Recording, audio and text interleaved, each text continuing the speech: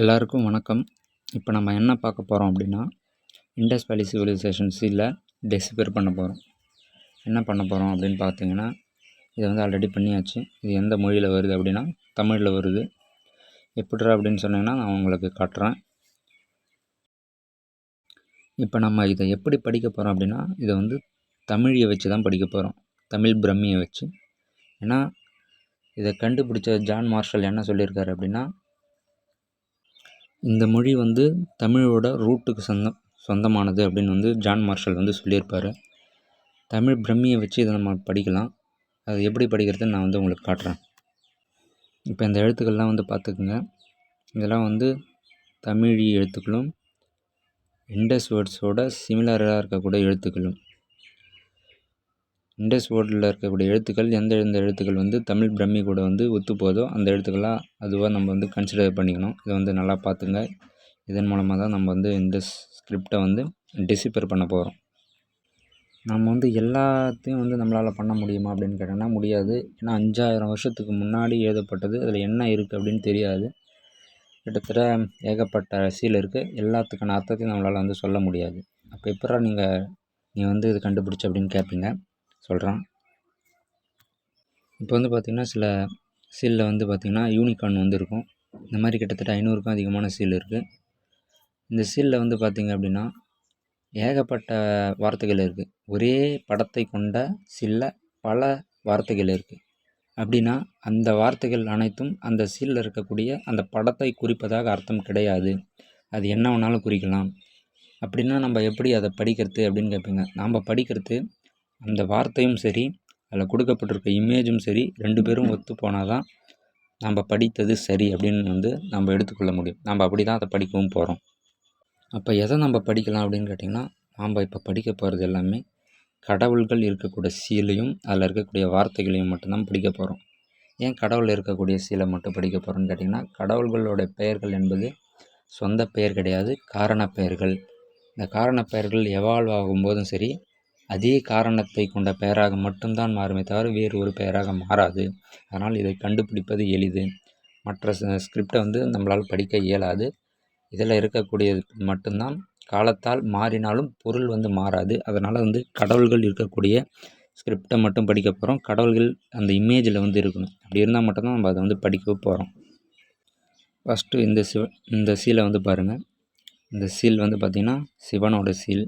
பார்த்தாலே உங்களுக்கு நல்லா தெரியும். இதில் இருக்க ஸ்கிரிப்டை தான் நம்ம வந்து இப்போ படிக்க போகிறோம். ஆல்ரெடி சொன்னது தான். ஆல்ரெடி நான் காட்டின அந்த இமேஜில் அந்த தமிழ் பிரம்மியோட ஒத்து போகிற அந்த இண்டஸ் வேர்ட்ஸை வச்சு தான் நம்ம இதை படிக்க போகிறோம். ஒவ்வொன்றா படிக்கிறோம். என்னென்னு பாருங்கள். நம்ம படிக்கும்போது இதை வந்து லெஃப்ட்லேருந்து ரைட்டாக தான் படிக்கணும். ஏன்னா 85லேருந்து 90% வந்து லெஃப்ட் டு ரைட்டை தான் படிக்கணும். 10% மட்டும்தான் ரைட்லேருந்து லெஃப்டாக படிக்க முடியும். இதை நம்ம லெஃப்ட்லேருந்து ரைட்டை தான் படிக்கணும். எப்படி படிக்கிறேன்னு பாருங்கள். ஃபஸ்ட்டு ஆ, ரெண்டாவது இல், மூணாவது அவ், அடுத்து ஈ, அடுத்து சா, அடுத்து கா. என்ன வருது அப்படின்னா ஆ, இல், அவ், ஈ, ச, கா அப்படின்னு வருது. இதை நம்ம எப்படி இப்போ மாற்ற போகிறோம் அப்படின்னா, இந்த அவ்ன்றத வந்து அவ்வ அப்படின்னு மாற்றணும். அவ்வ இல்லை அவ. ஏன் அப்படின்னா இண்டஸில் இருக்கக்கூடியது எல்லாத்துக்கும் கடைசியில் மெய்யெழுத்தாக தான் முடியும். உயிர் மெய்யாக தான் முடியுமே தவிர மெய்யெழுத்தாக முடியாது. ஸோ அதை நம்ம இப்போ சேர்த்து எப்படி படிக்கணும் அப்படின்னா ஆலவா அப்படின்னு படிக்கணும். ஆலவா ஈசகா. ஈசகான்றது சிவனோட பெயர். இது எல்லாருக்குமே தெரியும். ஈசன்ற பெயர் தான் ஈசகான்னு கொடுத்துருக்காங்க. இதில் கா வந்து பார்த்திங்கன்னா உயிர் மேலே தான் முடிஞ்சிருக்கு. அதே மாதிரி தான் ஆலவ அப்படின்னா என்ன அப்படின்னு கேட்டிங்கன்னா, ஆலவ அப்படின்னா ஆலவாய் அப்படின்னு அர்த்தம். ஆலவாய் அப்படின்னா மதுரையோட பழமையான பெயரோட ஒன்று தான் ஆலவாய். திருவாசகத்தில் வந்து பார்த்திங்கன்னா இந்த ஆலவாய்ன்ற பேர்லாம் வந்திருக்கும். சிவனை பற்றிலாம் சொல்லியிருப்பாங்க. மதுரையோட பழமையான பேர் வந்து ஆலவாய். மதுரையோட சென்டரில் வந்து மீனாட்சி அம்மன் கோயிலாக இருக்கும். இதை கூட ஆலவாய் அப்படின்னு சொல்லுவாங்க. இதோட அர்த்தம் என்னென்னா ஆலவாய் ஈசகன், ஆலவாயின் சிவன், மதுரையின் சிவன் அர்த்தம். பல பேர் கேட்பீங்க, சிவன் எப்படி மதுரையில் இருந்தார், சங்கத்தில் வந்து சிவனே கிடையாது, எப்படி நீங்கள் சொல்கிறீங்கன்னு கேட்பீங்க. அதுக்கான ஆதாரத்தை நம்ம காட்ட போகிறோம். சங்கத்தில் இல்லை, சங்கத்தை விட பழமையான ஒரு குகை ஓவியத்தில் வந்து 4500 வருடம் பழமையான குகை ஓவியத்தில் சிவனோட இமேஜ் இருக்குது பாருங்கள். இந்த ஓவியம் மதுரையில் இருக்க உசிலம்பட்டியில் இருக்க குகையிலேருந்து எடுத்தது. எப்பயுமே ஒரு சீல் வந்து வருதுன்னா சீலுக்கு முன்னாடி குகையோட எழுத்துக்களோ இல்லைன்னா படங்களோ தான் முதல்ல வந்திருக்கும். அது மாதிரி இதில் இருக்க சீலில் வந்து பார்த்திங்கன்னா 3 தலையோ இல்லை கொம்போ கொண்ட ஒருத்தர் காளை மாட்டு மேலே ஏறி இருக்கார். அவரோட இடது கையில் வந்து பார்த்திங்கன்னா திரிசூலம் போன்ற அமைப்பு இருக்குது, பார்த்துக்குங்க. இதுதான் பழமையான சிவன். சிவன் வந்து காலப்போக்கில் வந்து காணாமல் போயிருப்பார். அதுக்கான காரணத்தை நான் கடைசியாக சொல்கிறேன். அது மட்டும் இல்லை, இண்டஸ் வேலி சிவிலைசேஷன் ஏரியாவில் மத்ரை அப்படின்ற ஒரு பழைய ஊரோட பேர் இருக்குது. இது ரெண்டும் புரிந்து போகுது. இப்போ நீங்கள் வந்து கேட்பீங்க, இந்த திரிசூலம்ன்றது இண்டஸ் சீலில் இருக்கா அப்படின்னு கேட்பீங்க. இருக்குது. இந்த இமேஜ் பாருங்கள். இதில் இருக்கக்கூடிய அந்த 3 இலைகளை கொண்ட இந்த சூலம் வந்து பார்ப்பீங்க. இது வந்து ஃபெர்டிலிட்டிக்கான ஒரு சிம்பிள். இந்த 3 இலைகள் நிறைய சீலில் வந்து பார்த்திங்கன்னா பல பேரோட தலைகளில் வந்து சென்ட்ரலில் 2 கொம்புகளுக்கு நடுவில் வந்து இந்த 3 இலை இருக்கும். இதெல்லாம் வந்து ஃபெர்டிலிட்டிக்கான சிம்பிள்ஸ்.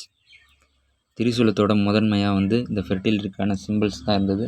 அது காலப்போக்கில் வந்து திரிசூலமாக வந்து மாறி இருக்கு. ஆரம்பத்தில் வந்து சிவனுக்கு வந்து திரிசூலம் கிடையாது. அவர் வந்து ஒரு யோகி மாதிரி காட்டியிருப்பாங்க. அவர் ஒரு கடவுள். கடவுளுக்கு வந்து கையில் ஆயுதம் இருக்கணும்னு அவசியம் கிடையாது. இது எல்லாமே வந்து ஒரு அடையாளங்கள் தான், ஃபெர்டிலிட்டிக்கான சிம்பிள். ஈசன் அப்படின்னா வந்து காட் அப்படின்னு அர்த்தம். ஈசா அப்படின்னு வந்து கூப்பிடுவோம், புரியுதுங்களா? சிவனுடைய பழமையான பெயர். அது மட்டும் இல்லாமல் பல இண்டஸ்ட்ரியில் வந்து சிவன் அப்படின்ற பேர்லாம் வந்து வருது. ஆனால் நாம் படிக்கிறது எல்லாமே அந்த சீலில் இருக்கக்கூடிய வார்த்தையும் அந்த சீலில் இருக்க இமேஜும் ஒன்றாக இருக்கக்கூடிய சீலை மட்டும்தான் நம்ம படிக்க போகிறோம். வேறு எதையும் படிக்க போகிறது கிடையாது. இண்டஸ் சீலில் வந்து காளை மாடுகளை வந்து ரொம்ப சிறப்பாக வந்து போட்டிருப்பாங்க. காளை மாடுகளை வந்து ரொம்ப அழகாக மெஜஸ்டிக்காக காட்டியிருப்பாங்க. அதனால தான் வந்து இது சிவனோட கனெக்ட் பண்ணியிருக்காங்க. சிவன் வந்து யோகிக் போஸ்டரில் வந்து இருக்கார். அவர் தலையில் வந்து ஒரு எருமை மாட்டோடைய கொம்புகள் இருக்குது.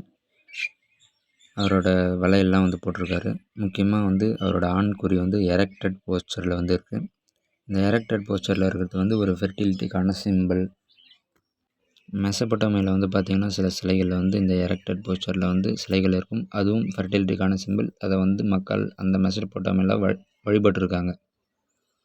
சிவலிங்கத்துக்கான ஆரம்ப கட்ட இந்த குறியீட்டில் இதுவும் உண்டு. இப்போ நம்ம இந்த சீலை படித்து முடிச்சிட்டோம். இப்போ அடுத்த சீலை வந்து நம்ம வந்து படிக்க போகிறோம். அடுத்து வந்து நம்ம அடுத்த ஒரு கடவுளை பற்றி பார்க்க போகிறோம். அடுத்த கடவுள் யார் அப்படின்னா கொற்றவையை பற்றி பார்க்க போகிறோம். கொற்றவையை பற்றி பார்க்குறதுக்கு முன்னாடி கொற்றவைனா யார் அப்படின்னு முதல்ல தெரிஞ்சுக்கணும். கொற்றவையை பற்றி நம்மளுக்கு ஆல்ரெடி சங்கமில் இருக்குது. அவங்க ஒரு போர்க்கடவுள்.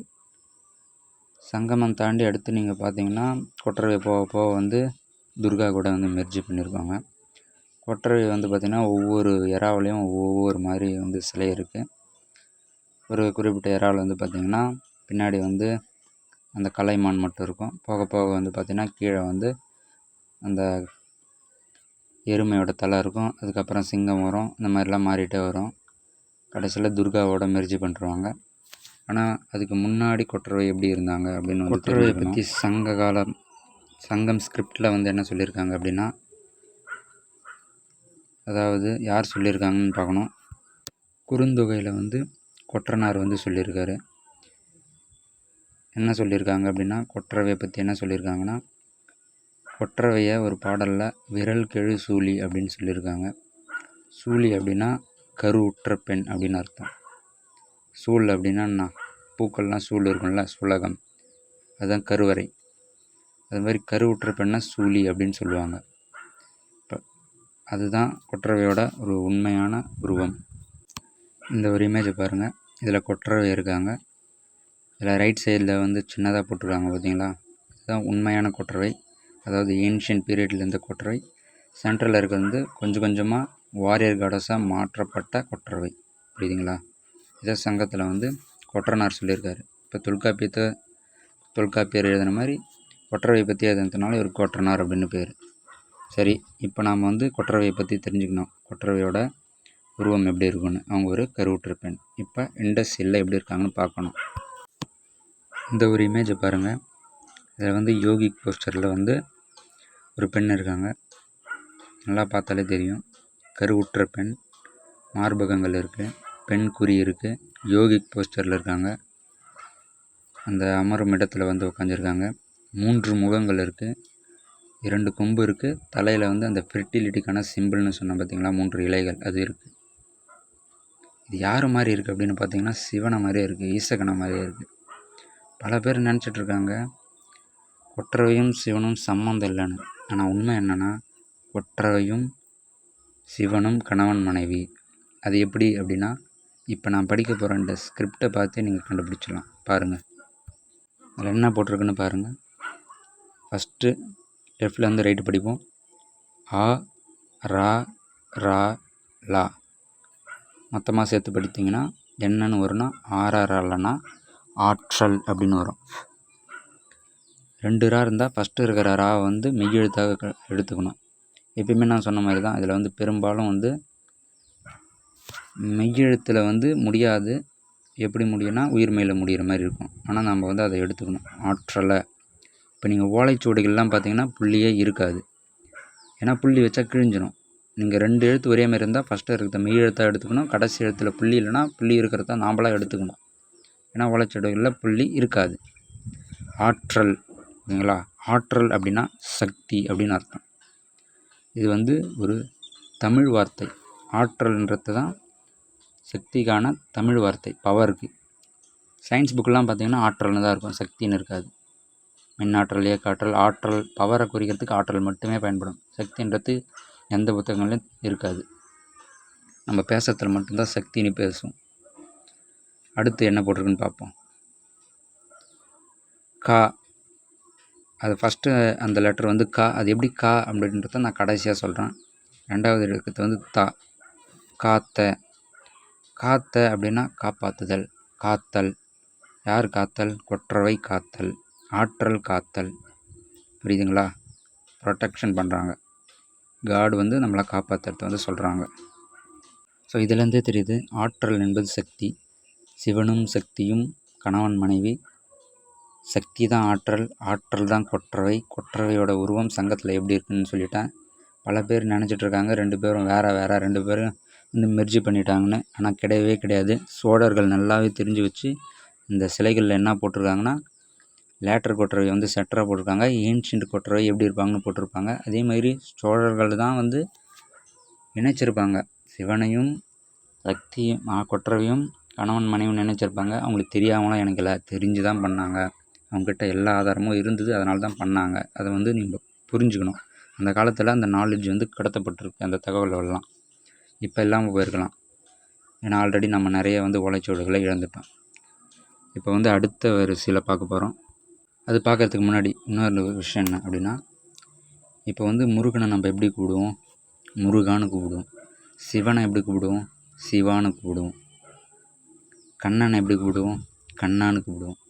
ஆற்றல் எப்படி கூப்பிடுவோம்? ஆற்றான்னு கூப்பிடுவோம். இந்த ஆற்றான்ற வார்த்தை தான் வந்து காலப்பொருட்களை எப்படி மாறுது அப்படின்னா ஆத்தான்னு மாறுது. நேற்றுன்றது நேத்துன்னு மாறும். ஊற்றுன்றது ஊத்துன்னு மாறும்.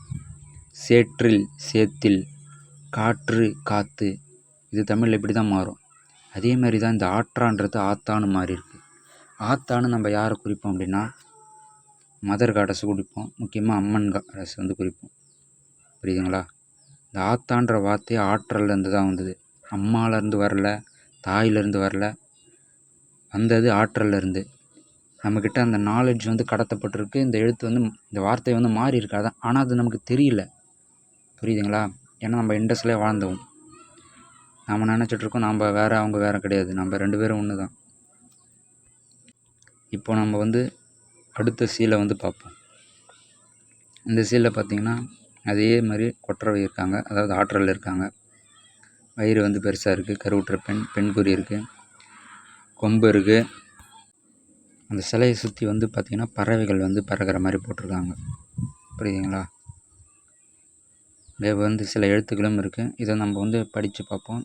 இந்த டேப்லெட் வந்து முழுசாக கிடைக்கல, கொஞ்சோண்டு தான் இருக்குது. இருந்தாலும் நம்ம அதை ட்ரை பண்ணி பார்ப்போம். கீழே படிப்போம். ஃபஸ்ட்டு வா மாதிரி இருக்கிறது வந்து படிக்கணும். அது வந்து வே. ஃபஸ்ட்டு இருக்குது வே, ரெண்டாவது இருக்கிறது இல், மூன்றாவது இருக்கிறது என்னென்னா லீ. வெள்ளி. வெள்ளினா வெள்ளின்றது ஒரு கிரகம். அது ஏன் வெள்ளின்னு சொல்கிறாங்க அப்படின்னா, நம்ம வந்து வானத்தில் பார்க்கும்போது ஒரு நட்சத்திரம் ரொம்ப பிரகாசமாக வெள்ளையாக தெரியறதுனால அதுக்கு வெள்ளி அப்படின்னு பேர் வச்சுருக்காங்க. புரியுதுங்களா? சூரியனுக்கும் சந்திரனுக்கும் அடுத்து வெள்ளி தான் வந்து பிரைட்னஸாக தெரியும், அதனால தான் வெள்ளி. ஏன் வெள்ளி அப்படின்னு வந்து சொல்லியிருக்காங்க தெரியுமா? ஸோ இந்த நட்சத்திரம் வந்து ரொம்ப பிரகாசமாக இருக்கிறதுனால இந்த நட்சத்திரத்தை வந்து கொற்றவையாக, அதாவது ஆற்றலாக வந்து கும்பிட்டுருக்காங்க. புரியுதுங்களா? இதை நீங்கள் எப்படி வேணாலும் படிக்கலாம். வெள்ளி அப்படின்னும் படிக்கலாம். ஏன்னா வே எல், ரெண்டாவது மீன் இருக்குது. அந்த மீனை சுற்றி பிரைட்னஸாக காட்டியிருக்காங்க. 4 புள்ளி வச்சுருக்காங்கல்ல, அது பிரைட்னஸாக காட்டி மீன் அப்படின்னு கட்டிருக்காங்க. மின்னுது. புரியுதுங்களா? வெல் மீன். இந்த வெல் மீன் தான் விண் மீன் அப்படின்னு மாறுது. புரியுதுங்களா? இந்த மீன்ன்ற வார்த்தை தான் போக மின்னுதல், அதுக்கெல்லாம் கொஞ்சம் கொஞ்சமாக இது வந்து மாறிட்டு வருது. இந்த படத்தில் வந்து பார்த்திங்கன்னா நிறைய பறவைகள் வந்திருக்காங்க. ஸோ கொற்றவைக்கும் பறவைக்கும் என்ன தொடர்பு அப்படின்னு நம்ம பார்க்கணும். புரியுதுங்களா? நீங்கள் வந்து பார்த்திங்கன்னா கொற்றவையோட சிலையில் வந்து ஒரு பறவையை பார்க்கலாம். சிலைகளில் இருக்குது, மேலே இருக்குது. சங்ககால ஸ்கிரிப்டில் வந்து பார்த்திங்கன்னா பிணந்தின்னி கழுகுகளையும் காக்காக்களையும் பற்றி போட்டிருக்காங்க, கொற்றவையோட தொடர்பு படுத்தி. அடுத்து கொற்றவையிலேருந்து எவல்யூஷனான காட்ஸில் முக்கியமான மீனாட்சி அம்மன், காமாட்சி அம்மன் கடவுள் கூட கிளி என்ற பறவைகள் வந்து கண்டிப்பாக அந்த இமேஜில் வந்து இருக்கும். ஸோ கொற்றவைன்றது பறவைகளோட மிக இணைந்த ஒன்று. அதுதான் ஆற்றல். புரியுதுங்களா? ஆத்தான்றது வந்து நம்ம பெண் கடவுள்களை மட்டும் தான் 99% நம்ம குறிப்போம். சில பேர் வந்து அம்மா வந்து சொல்லுவாங்க, அதெல்லாம் வந்து ரீஜனலாக சொல்கிறது. இன்னொரு முக்கியமான விஷயம் என்ன அப்படின்னா, பல பேர் நினச்சிட்ருக்காங்க கொற்றவைக்கும் அங்கே என்ன தொடர்புன்னு கேட்பீங்க. கொற்றவையோடைய திணை எது தெரியுமா? பாலை. பாலைன்றது இங்கே ஒரு பாலை சொல்லியிருப்பாங்க, ஆனால் அது லேட்டர் பாலை. உண்மையான பாலைன்றது இண்டஸ் வேலி சுற்றி இருக்கிறது தான் உண்மையான பாலை. அப்புறம் அதுக்குள்ளே இந்த ஆறுகளுக்கு நடுவில் சில ஏரியாலாம் வரைஞ்சு காணப்படும், அங்கே இருக்கிறதும் பாலை தான். ஏன்னா வந்து ரிவர் பக்கத்தில் வந்து நீங்கள் கட்டினீங்கன்னா வெள்ளத்தில் வந்து அடிச்சுட்டு போயிடும் வீடு. இன்னொன்று வந்து பார்த்திங்கன்னா சிந்து சமவெளி நாகரிகத்தில் இருக்க அந்த நாகரிகங்கள் முக்கால்வாசி வந்து பாலைவனம் மாதிரி தான் காட்சியளிக்கும். அதுதான் உண்மையான பாலை. அங்கே தான் வந்து பார்த்திங்கன்னா கொற்றவையோட வழிபாடு வந்து ஸ்டார்ட் ஆச்சு. இண்டஸ் ரிவருக்கு ரைட்டும் சரி லெஃப்ட்டும் சரி பாலைவனம் தான் இருக்குது. அது முக்கியமாக வந்து பார்த்திங்கன்னா தார் பாலைவனமாக கூட இருக்கும். இந்த ராஜஸ்தான்லாம் பக்கத்தில் இருக்கும். அந்த ராஜஸ்தான் பகுதிகள் வந்து பார்த்திங்கன்னா இந்த சிந்து சமவெளி பகுதிக்கு உட்பட்ட பகுதிகள்லாம் வரும். அதில் முக்கியமாக வந்து பார்த்திங்கன்னா நீங்கள் கொற்றவைக்கு பின்னாடி வந்து கலைமான் இருக்கிறத பார்க்கலாம். இந்த பிளாக் பக்கு. இந்த பிளாக் பக் வந்து பார்த்திங்கன்னா பாலைவன மக்களோட மிக மிக முக்கியமானது, மிக மிக எமோஷ்னலானது. முக்கியமாக பார்த்திங்கன்னா ராஜஸ்தானில் பிஷ்னோய் பீப்புள்ஸ் பிளாக் பக்கை மிக மிக முக்கியமான ஒரு கடவுளுக்கு சமமாக வந்து பார்ப்பாங்க. அந்த கலைமான் தான் கொற்றவைக்கு பின்னாடி நம்ம இத்தனை வருஷமாக வந்து கும்பிட்டு வரோம். நமக்கு அது தெரியாது. புரியுதுங்களா? ஏன்னா நம்ம அங்கே இருந்திருக்கோம். அடுத்து வந்து பார்த்திங்கன்னா கொற்றவை நான் சொன்னால கருவுற்ற பெண்ன்றவங்க எப்படி வயிறு மட்டும் பெருசாக இருக்கிறது, உடம்பும் ஃபுல்லாக பெருசாக இருக்கும், பருமனாக இருப்பாங்க. இந்த பருமனாக இருக்கக்கூடிய பெண் சிலைகள் வந்து சிந்து சமவெளியில் ஏகப்பட்டது வந்து கிடைக்குது. புரியுதுங்களா? நீங்கள் வந்து பார்த்தீங்கன்னா ஏகப்பட்ட சிலை இருக்கும். சாதாரண பெண் சிலை மாதிரியும் இருக்கும், அதாவது ராணி மாதிரியும் இருக்கும். கொற்றவை காட்டியிருப்பாங்க. நல்ல பருத்த உடல் அதை வந்து காட்டியிருப்பாங்க. இதெல்லாம் வந்து ஃபெர்டிலிட்டிக்கான ஒரு அடையாளங்கள். புரியுதுங்களா? அதே மாதிரி பார்த்திங்கன்னா கீழடியிலையும் இதே மாதிரியே பருத்த உடலை கொண்ட ஒரு பெண் கடவுள் சிலை வந்து கிடைக்கப்பட்டிருக்கு. புரியுதுங்களா? வேறு எங்கேயுமே இல்லை. ஸோ ரெண்டுமே ஒன்று தான், ஒரே கடவுள்கள் தான். அங்கே இருக்கிறதும் பருமனான கடவுள் இருக்குது, பெண் கடவுள் இருக்குது. இங்கேயும் பருமனான பெண் கடவுள் சிலை கிடைத்திருக்கு. சிலைகள்னாலே பெரும்பாலும் பெண் சிலைகள் தான் வந்திருக்கும். இதுக்கு காரணம் வந்து பெண் வழிபாடு. இன்னொன்று முக்கியமான விஷயம் என்னென்னா, வெள்ளி அப்படின்னு படிச்சிருப்போம் பார்த்தீங்களா? வெள்ளிக்கிழமை நம்ம அதிகமாக யார் கும்பிட்றோன்னா அம்மன் கடவுளை தான் கும்பிடுவோம். புரியுதுங்களா? நிறைய பேர் வந்து கிராமத்தில் இருந்தாலும் சரி பல இடங்களில் பார்த்திங்கன்னா மதர் காடஸ் வந்து கும்பிட்ற பழக்கம் இருக்குது. அதுக்கு காரணம் வந்து முதல்ல அவங்கள வெள்ளி அப்படின்னா விண்மீன், அதாவது பிரகாசமாக தெரியக்கூடிய அந்த கிரகத்தை வந்து நட்சத்திரமாக வந்து நினச்சிருக்காங்க. ஆனால் அது கிரகம். அதுக்கப்புறம் தான் அது கோளை வந்து கிரகங்களாக கருதுனாங்க. புரியுதுங்களா? அந்த வெள்ளின்ற தொடர்பு வந்து ஆரம்பத்தில் இருக்குது. அதுக்கப்புறம் வெள்ளி இப்போ வந்து நம்ம வர்ஷிப் பண்ணுற ஒரு முக்கியமான கிழமையாக மாறி இருக்கு. புரியுதுங்களா? இதுக்கும் அதுக்கும் தொடர்பு இருக்குது. புரிஞ்சுக்கணும். சிவனும் ஆற்றலும் கணவன் மனைவி, சிவசக்தி ஈசகனும் ஆற்றலும் ஒரே பொற்சதில் தான் இருக்காங்க. 3 தலைகள் 2 பேருக்கு இருக்குது. ஒரே பொற்சது தான். 2 பேருமே ஃபெர்டிலிட்டிக்கான அடையாளங்கள். அதை ஞாபகத்தை வச்சுக்கணும். இன்னொன்று முக்கியமான விஷயம் என்ன பார்த்தீங்கன்னா, இந்த சிலையில் வந்து பார்த்திங்கன்னா இந்த கொம்புகளுக்கு நடுவில் வந்து 2 ஸ்டார் போட்டிருக்காங்க. அதோட அர்த்தம் என்னென்னா அதான் வெள்ளி. புரியுதுங்களா? வேறு எந்த சிலைகள்லேயும் இந்த மாதிரி கொம்புகளுக்கு நடுவில் ஸ்டார்ஸ் வந்து கிடையவே கிடையாது. இந்த பெண் கடவுள் சிலைகள் மட்டும்தான் இந்த ஸ்டார்ஸ் இருக்குது. அதில் வெள்ளின்றது வருது. புரியுதுங்களா? அப்புறம் அந்த மீனை சுற்றி 4 பிரைட்னஸ் போட்டிருக்காங்க பார்த்தீங்களா? வெல் மீன் இல்லைனா அந்த பிரைட்னஸ், அந்த நட்சத்திரம், அந்த கிரகத்தை குறிக்கிறது தான். புரியுதுங்களா? இதை வந்து புரிஞ்சுக்கணும். நம்ம வந்து இப்போ 2வது கடவுளை வந்து படித்து முடிச்சிட்டோம். டெசிஃபர் பண்ணிட்டோம். அடுத்த கடவுளை பண்ணுவோம். நன்றி.